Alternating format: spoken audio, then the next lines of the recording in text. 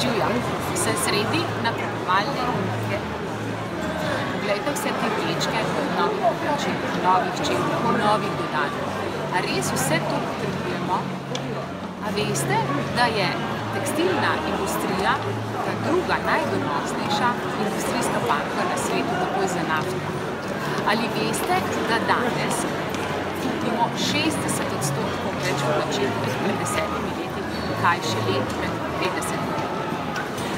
Ali veste, da za izdelavo enih navadnih kavbojk potrebujemo 8500 litrov vode in za izdelavo ene navadne tamačke 2700 litrov vode in od 30 do 50 različnih kemikalij, ki so tudi strupene.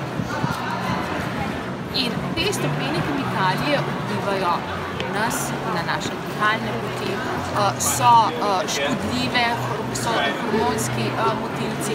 Verjetno ste pa že doživeli, marsikdo od vas, da ste dobili izpuščaje zaradi novih oblačil.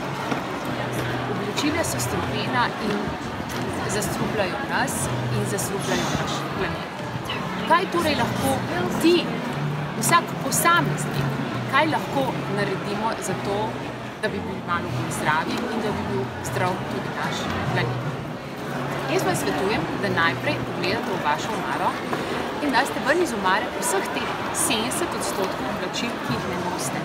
Ta oblačila prodajte, zamenjajte ali jih komu podarite. Bistveno je, da jih ne vržete v navadne smeti. 90% smeti tekstila vržejo Slovenci v navadne smeti, pa ves tekstil, skoraj da ves tekstil, ki se lahko predela. Premišljeno kupujte. Ko greste v trgovino, skušajte kupiti v komplet. Torej komplet usklajenih oblačil, ki jih boste lahko zjutraj oblekli. Ker zjutraj, preden gremo v šolo, preden gremo v službo, ne bomo delali stylingov. Torej naredite styling v trgovini. In še boste kupili narobe. Ko kupite narobe, nosite oblačilo nazaj. Dali vam denar ali vam dali dobropis. Odločite se, da ne boste imeli neuporabnih oblačil. Lahko pa tudi preverite, če ste oblačilo nosili vsaj 6-krat in če ste oblečeni na nošenje za manj kot 6 evrov, ste gotovo eko.